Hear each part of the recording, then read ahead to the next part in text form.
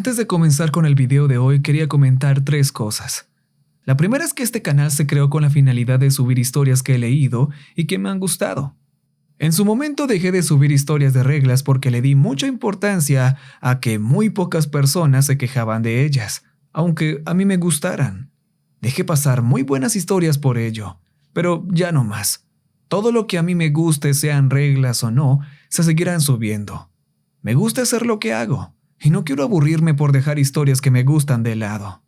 Lo segundo es que estoy sorprendido por los comentarios que ha recibido la historia. Encontré mis viejas reglas del campamento. La historia original tenía una chica de protagonista, pero por un error que no pude corregir por tiempo, lo dejé siendo hombre pensando que esto no importaría. Y vaya que a algunos les afectó y me dejó más sorprendido que las historias que subo.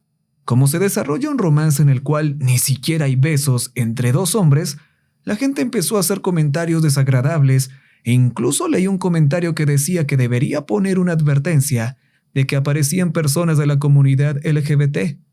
No, gente, nunca en la vida haré eso.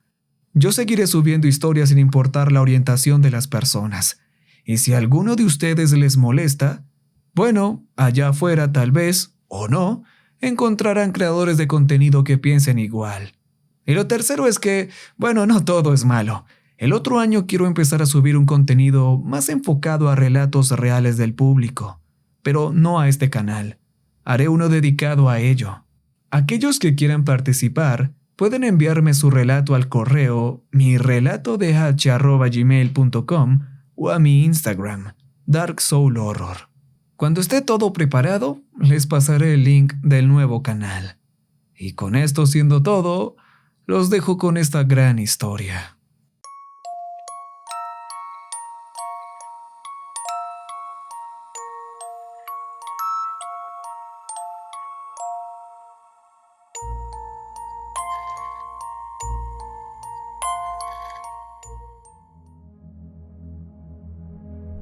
Actualmente estoy escribiendo esto desde abajo de un puente.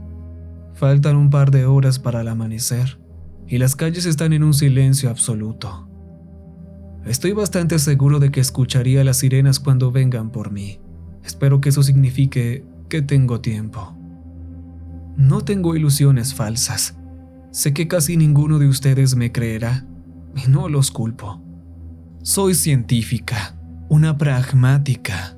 Siempre he creído en las pruebas contundentes, en lo tangible e irrefutable.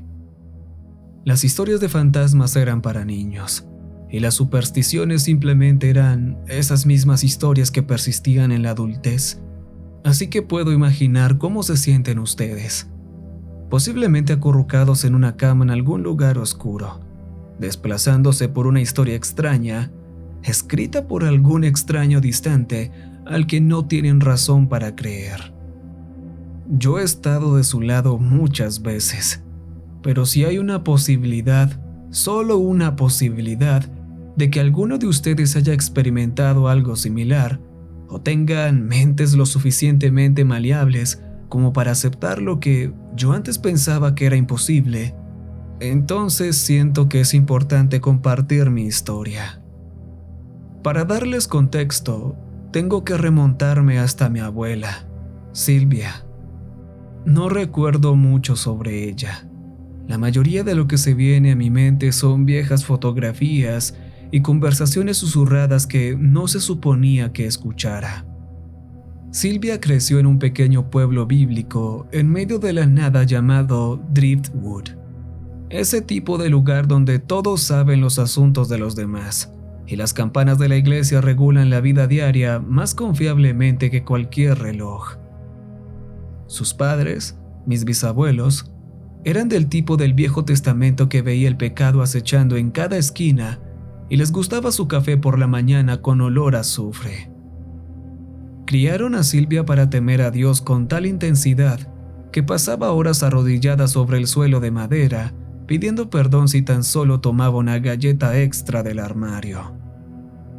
Recuerdo una vieja fotografía en sepia de ella que mi mamá tuvo por un tiempo, pequeña y de rasgos oscuros, con una carita demacrada y el cabello largo y desordenado.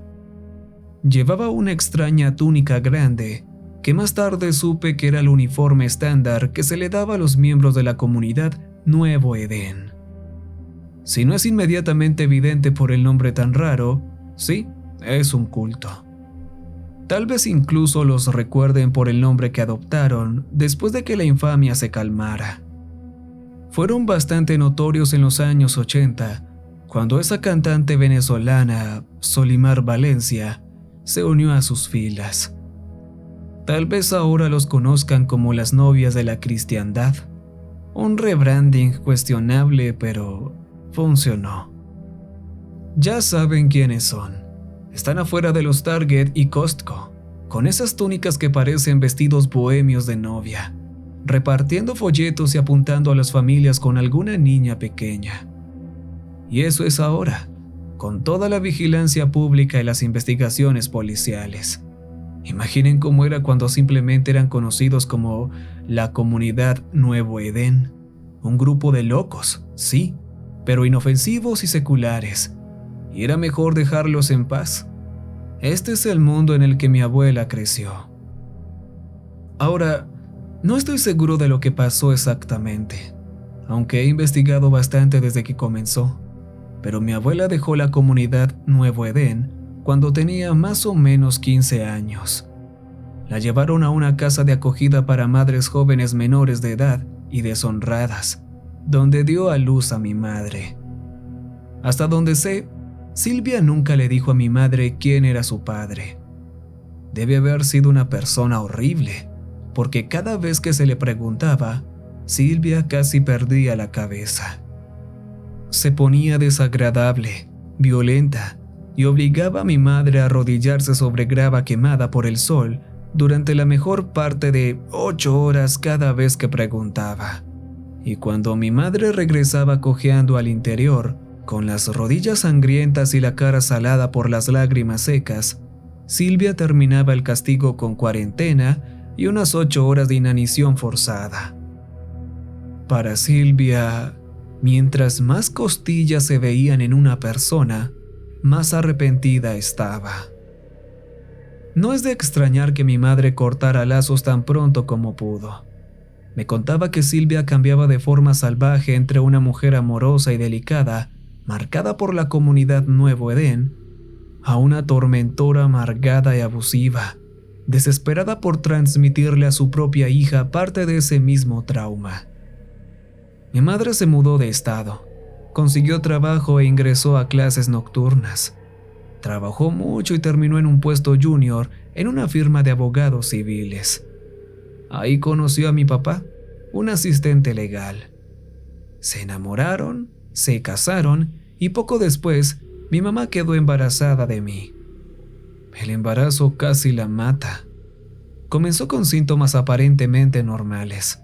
Una fiebre persistente de bajo grado que los médicos atribuyeron a una infección crónica leve.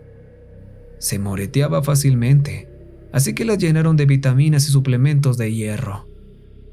El tinnitus y la mayor sensibilidad a los olores fueron descartados como síntomas típicos del embarazo, pero luego las cosas empezaron a ponerse raras. Mi madre desarrolló un anhelo abrumador por la carne cruda. No cualquier carne, tenía que ser fresca, apenas tocada por la refrigeración. Mi papá la encontraba en la cocina por la noche, de pie en la oscuridad, desgarrando un lomo crudo con las manos y los dientes. Después lloraba, horrorizada por sus propias acciones, pero era incapaz de detenerse. El hambre era total, primitiva. Eso asustaba mucho a mi papá, pero él era un padre primerizo. Los antojos del embarazo eran una cosa. ¿Y qué demonios sabía él? Yo también era fuerte, demasiado fuerte para un feto en desarrollo. Le rompí 3 costillas mientras crecía, y los médicos no podían explicar cómo. Pero peor que los síntomas físicos era el miedo. Mi madre llevaba una sensación abrumadora e interminable de fatalidad que no desapareció hasta mi nacimiento. No podía describirlo, no podía racionalizarlo, pero estaba aterrada. No del parto, no de mí específicamente, sino de algo más. Algo que podía sentir, pero no ver. Fue durante su tercer trimestre que ella se comunicó con Silvia. Creo que el miedo finalmente superó su orgullo, su ira justificada por el abuso de su madre. A pesar de su tensa relación, quería a su mamá y sorprendentemente, Silvia llegó. Encontré el diario de mi madre después de que falleciera, y así es como me enteré del breve regreso de Silvia a la vida de nuestra familia. Según las anotaciones, Silvia era diferente, más tranquila, más presente. Adoraba a mi madre, cocinaba para ella, ayudaba a preparar la guardería. Mi madre escribió sobre la esperanza, sobre la posibilidad de curar las heridas generacionales a través de experiencias compartidas de maternidad. Silvia era respetuosa, servicial, un ancla en una época estresante, hasta que intentó ahogarme en la bañera cuando tenía 2 semanas. Mi padre la encontró justo a tiempo. Al principio no vio el cuchillo. Estaba demasiado concentrado en sacar mi pequeño cuerpo del agua. Silvia lo apuñaló, pero la hoja alcanzó sobre todo tela y apenas un poco de carne. Ella era pequeña y estaba desnutrida a causa de años de ayuno religioso y castigos autoimpuestos, así que mi padre pudo someterla sin dejar de sujetarme. Mi madre vino corriendo al oír el alboroto, y fue entonces cuando Silvia empezó a gritar. Las cosas que gritaba atormentaban a mi madre, tanto que las escribía constantemente en sus diarios, grabadas permanentemente en páginas manchadas de tinta, tanto como en su mente. Silvia estaba delirando sobre una maldición que pesaba sobre las mujeres de nuestra familia, sobre cómo ella no había sido lo bastante fuerte para matar a mi madre cuando tuvo la oportunidad, y no cometería ese error conmigo. Al parecer gritó tan fuerte que tosió sangre. Le rogó a mi madre que terminara con nuestra línea. Dijo que cada hija que nacía era como tirar un dado. No todas tendríamos hijas. Algunas de nosotras daríamos a luz algo completamente distinto. Se la llevaron esposada, aún gritando sobre la oscuridad, el elegir y algo sobre habitaciones profundas bajo tierra donde irían las novias. Los médicos la diagnosticaron con psicosis religiosa, citando su involucramiento en la comunidad de Nuevo Edén como la causa principal de su ruptura con la realidad. 3 semanas después, la encontraron colgada con una sábana en su habitación en el centro psiquiátrico. Dejó una sola nota para mi madre. Intenté salvarte de ser elegida. Ahora debes salvar a tu hija. Termina con la línea sanguínea antes de que la encuentren. Mis padres hicieron lo posible por darme una infancia normal después de eso. Nunca hablaron de Silvia ni de lo sucedido, aunque a veces veía a mi madre mirándome con una mirada incierta en sus ojos. Pero nada sucedió. Crecí, fui a la universidad, obtuve un título en bioquímica y conseguí un trabajo en investigación farmacéutica. Era el modelo mismo de la racionalidad y el pensamiento científico. Luego, mis padres murieron en un accidente de auto cuando tenía 27 años. La policía dijo que un ciervo saltó a la carretera, lo que hizo que mi madre diera un giro brusco. Su auto chocó contra un árbol a más de 100 kilómetros por hora. El oficial que me llamó dijo que murieron instantáneamente, pero luego leí el informe del forense. El impacto no los mató, pero el fuego sí. Testigos dijeron que el auto estalló en llamas antes de chocar con el árbol, aunque los mecánicos no encontraron nada raro en la línea de combustible ni en el sistema eléctrico. Me desplomé después de su muerte. El duelo hace cosas extrañas en las personas, las vuelve imprudentes, desesperadas por conexión. Así fue como terminé en un bar 3 meses después del funeral, bebiendo whisky como si fuera agua y yendo a casa con un desconocido cuyo rostro apenas puedo recordar. El test de embarazo dio positivo 6 semanas después. Los síntomas comenzaron de inmediato y me resultaban extrañamente familiares por las anotaciones del diario de mi madre. Al igual que ella, desarrollé un deseo insaciable de comer carne cruda. Luché contra ello. Sabía que tenía que ser malo para el bebé. Mi mente busca respuestas en la ciencia. Quizás tenía una carencia de hierro y necesitaba un aporte de proteínas. Tal vez había un componente genético. Aguanté casi 2 meses antes de caer en la tentación y fue lo mejor que había probado nunca. Me encontraba de pie en la cocina a las 3 de la madrugada, con la sangre chorreándome por la barbilla, mientras devoraba corazones de pollo crudos que había comprado para los perros. Me encantaba el sonido que hacían, los nervios y los músculos cediendo bajo mis dientes. Después vino la fiebre, un ardor constante y leve que ningún médico podía explicar. La piel se me amorataba al menor contacto.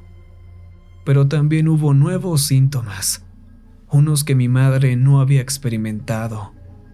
Comencé a tener sueños, horribles, vívidos, de oscuras habitaciones subterráneas donde algo esperaba en las sombras.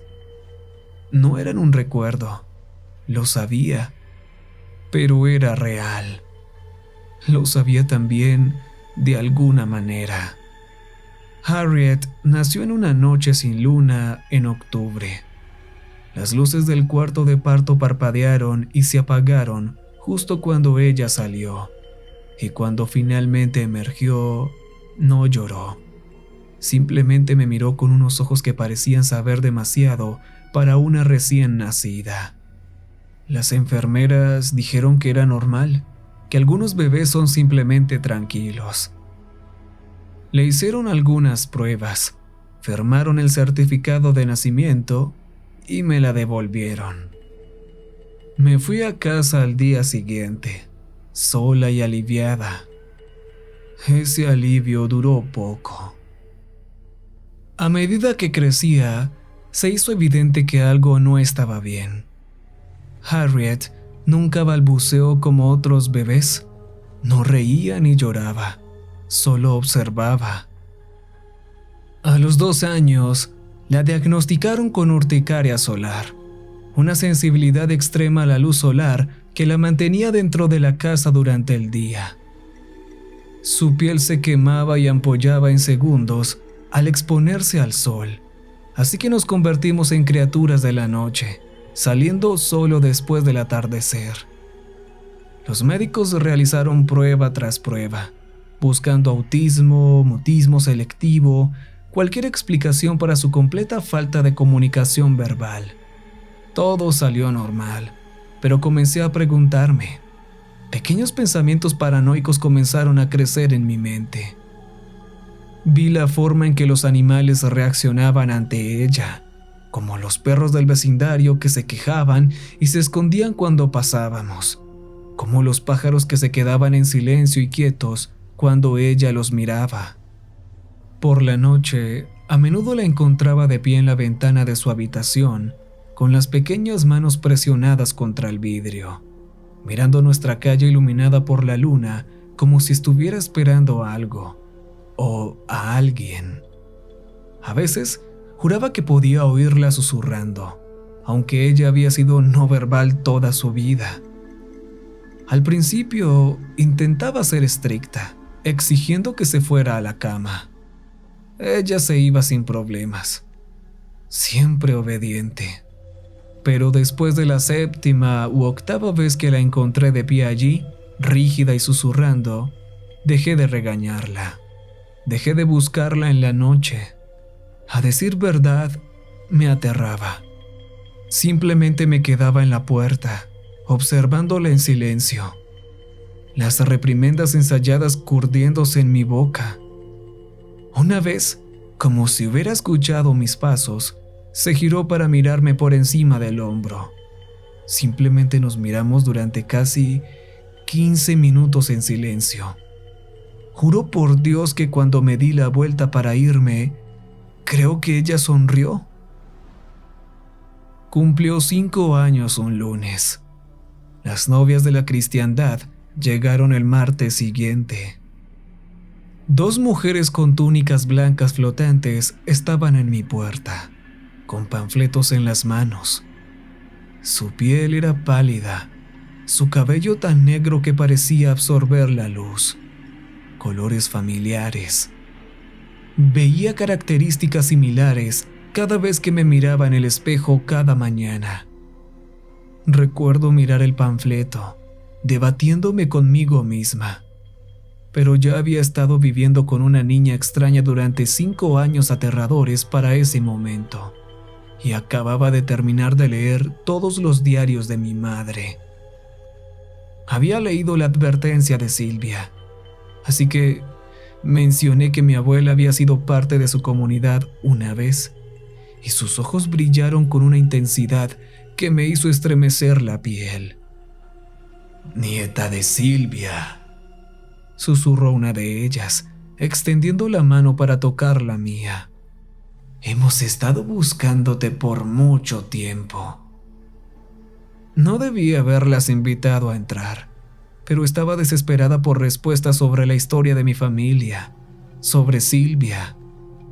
Se sentaron con gracia en mi sofá, sus túnicas blancas extendiéndose a su alrededor como leche derramada. Al principio hablamos de cosas mundanas, el clima, el vecindario, su trabajo de caridad. Eran elocuentes y cálidas, hablando apasionadamente sobre sus refugios para mujeres y programas educativos. Algo en su cortesía cuidadosamente practicada me recordó a los directores de funerarias. En ese momento, Harriet entró en la habitación. El cambio fue sutil pero inmediato. Una de ellas se detuvo a media frase, su sonrisa cuidadosamente ensayada, vacilando solo por un momento. Se intercambiaron una mirada que duró una fracción de segundo de más.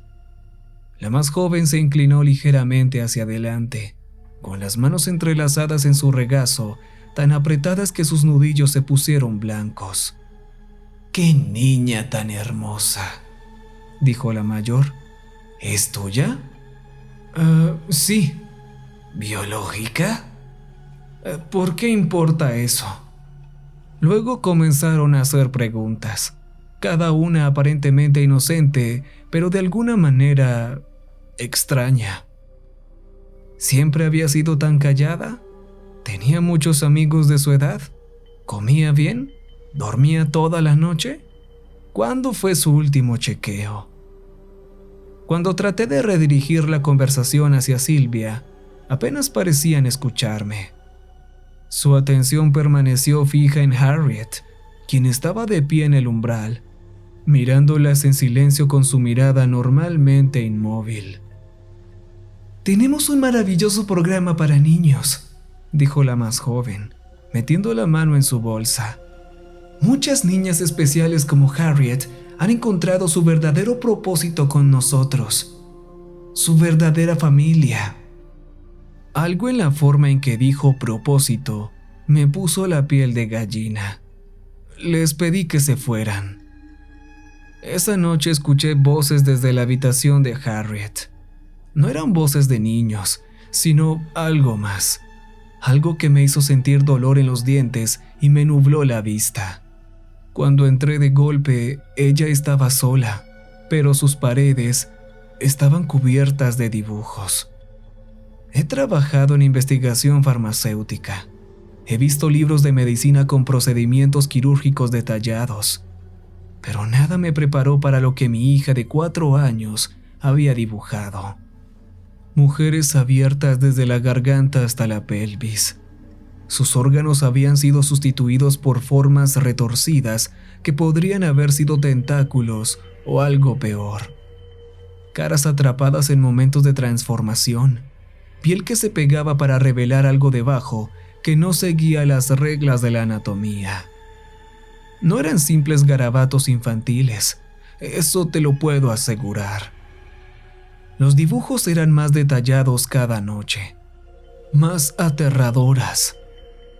Las dibujaba con todo lo que encontraba: lápices de colores, rotuladores, su propia sangre cuando le quitaba los materiales de arte. Lavaba las paredes antes de acostarme y por la mañana volvía a verlas cubiertas de imágenes más elaboradas y más horripilantes. Parecía dibujar a las mujeres en algo ritualista. Los cambios en Harriet se aceleraron después de eso. Su piel comenzó a desprenderse en parches, revelando algo oscuro e iridiscente debajo. Sus ojos se oscurecieron gradualmente hasta volverse completamente negros y sus uñas adquirieron el color del alquitrán. Intenté convencerme de que era algún tipo de infección, pero en el fondo sabía que no era así. Al principio la llevé a ver médicos y especialistas, pero nada funcionó. Cuando empezaron a hablar de hospitalización prolongada y pruebas, Harriet se comportaba de forma violenta, tanto conmigo como con ella misma. Pero llegados a este punto, a pesar de llevar toda una vida basada en la exploración de lo real, de enorgullecerme de ser una persona de lógica sólida, supe que se trataba de algo más. Nada que la medicina pudiera explicar. Era otra cosa. Dejó de dormir. La encontraba de pie en distintas habitaciones por la noche, perfectamente quieta, con la cabeza inclinada en un ángulo que hacía que me doliera el cuello solo de mirarla. A veces rastreaba movimientos que yo no podía ver. Sus ojos negros seguían cosas invisibles por el techo. Las plantas que tenía en casa empezaron a morir. Luego la hierba de nuestro jardín, extendiéndose desde la ventana de su habitación en un círculo perfecto. Una noche la encontré en el jardín del vecino, agachada sobre su pastor alemán. El perro tenía el pecho desgarrado y Harriet tenía la cara enterrada en la cavidad. Cuando me miró, con la sangre goteándole de la barbilla, habló por primera vez. El sonido que hizo no era inglés, no era nada humano. Me recordó al sonido que hace el aceite cuando cae en un sartén caliente. Todo chisporroteo y silbido, pero debajo había algo más, algo que me hizo sentir el sabor a metal y el olor a pelo quemado. Corrí adentro y vomité hasta que no quedó nada más que bilis. Perdónenme, pero yo era madre y la amaba a pesar de todo. Enterré al perro antes de que saliera el sol. Fingí que no sabía nada cuando los vecinos vinieron a golpear la puerta. Encontré el collar del perro días después, escondido bajo la almohada de Harriet, como si fuera una especie de trofeo. Debería haber sido ingresada en una sala psiquiátrica ese día, pero estaba débil y además no habría funcionado. Desesperada, comencé a investigar sobre la comunidad del Nuevo Edén. Encontré un foro en línea para sobrevivientes y me conecté con una usuaria llamada The Wicked Bellow 82. Parecía saber cosas horribles sobre el verdadero propósito de la comunidad, sobre los 7 complejos repartidos por América del Norte, Alemania y Australia, sobre las habitaciones profundas bajo tierra donde se llevaban a las chicas listas. Sus mensajes se volvieron cada vez más frenéticos a medida que hablábamos. Me contó sobre su tiempo en el complejo, sobre los gritos que se oían desde abajo, sobre las chicas que bajaban con el estómago plano y subían 9 meses después con algo moviéndose bajo su piel. Ella misma se habría ido si no hubiera desarrollado un cáncer de joven que la dejó probablemente infértil. Gracias a Dios por el osteosarcoma, bromeó. Luego me preguntó sobre los síntomas de Harriet, y cada respuesta que le daba la ponía más agitada. Tienes que acabar con esto, escribió finalmente, antes de que completen el círculo, antes de que nazcan las 7. Ya no puedo encontrar su cuenta. Espero que no le haya pasado nada. Pero eso nos lleva a esta noche. Esta noche me desperté con un olor a carne podrida.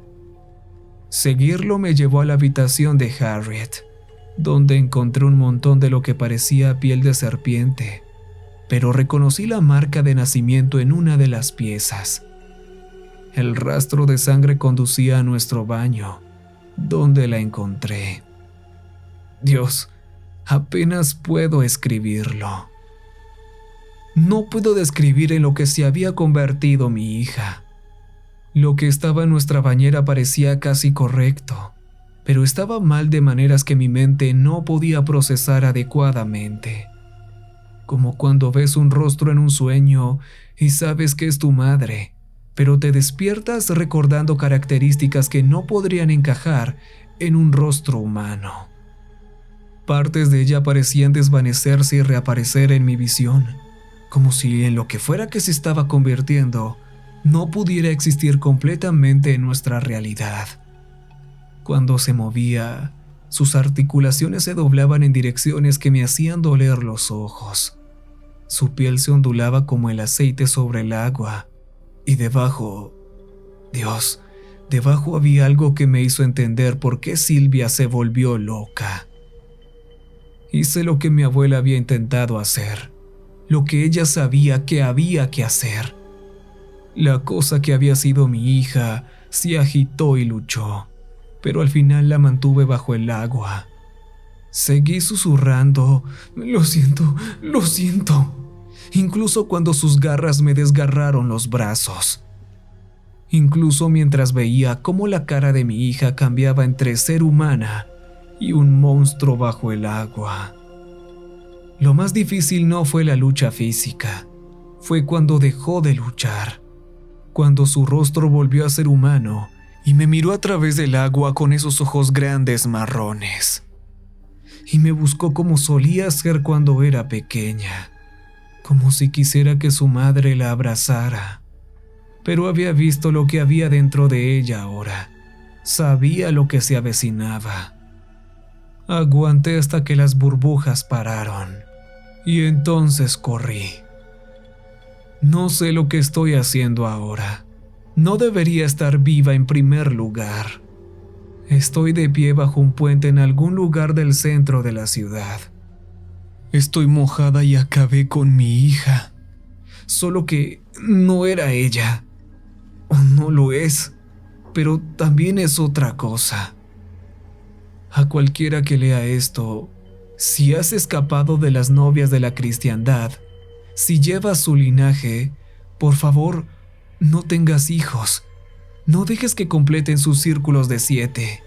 Algo se acerca. Algo antiguo y hambriento. Y está usando a nuestras hijas como puertas. Sé cómo se ve la escena en mi baño. Sé lo que pensarán que hice. Pero por favor, alguien tiene que investigar los complejos. Buscar las habitaciones oscuras. Contar a las chicas embarazadas.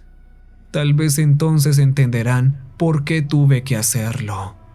Actualización. Perdón, creí escuchar algo. Se me cayó el teléfono.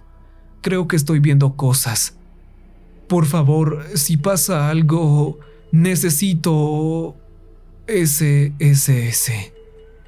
Ella no está muerta. Ayúdenme.